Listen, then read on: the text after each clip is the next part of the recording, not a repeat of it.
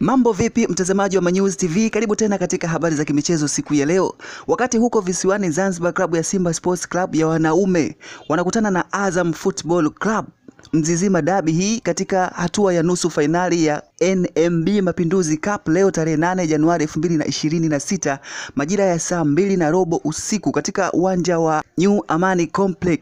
Wakati huo huo, leo Simba wanawake, Simba Queens, inatua dimbani kuchuana vikali na timu ya wanawake ya JKT Queens katika dimba la Azam Complex Chamazi, Dar es Salaam majira ya saa 12 jioni. Kwenye ligi kuu ya wanawake mwaka 2025-26, timu ya Simba Queens imekuwa ikifanya vizuri katika mtiririko wa michezo yake ya hapo nyuma katika ligi kuu hii ya wanawake, ambapo mchezo wake wa mwisho amefanikiwa kuibuka na ushindi wa goli 1-0 dhidi ya Ruangwa Queens na kuondoka na alama 3, huku JKT Queens katika michezo yake ya mwisho katika ligi kuu ya wanawake alicheza dhidi ya Tausi FC na JKT aliweza kuibuka na ushindi wa magoli 2-0.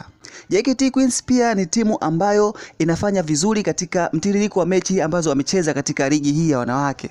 Kwa hiyo leo bila shaka tutashuhudia mchezo mkali wa kukata na shoka katika dimba la Azam Complex Chamazi.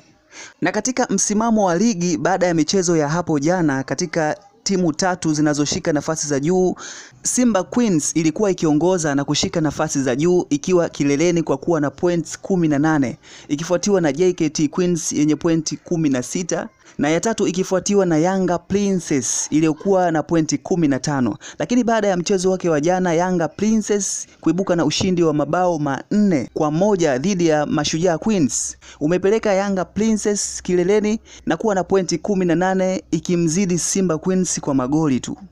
Kwenye mchezo wa leo, endapo Simba Queens itaibuka na ushindi, basi itarejea tena katika kilele na kuwa na pointi 21 na kufuatiwa na Yanga Princess itakayokuwa na pointi 18 ikifuatiwa na JKT Queens itakayokuwa na pointi 16.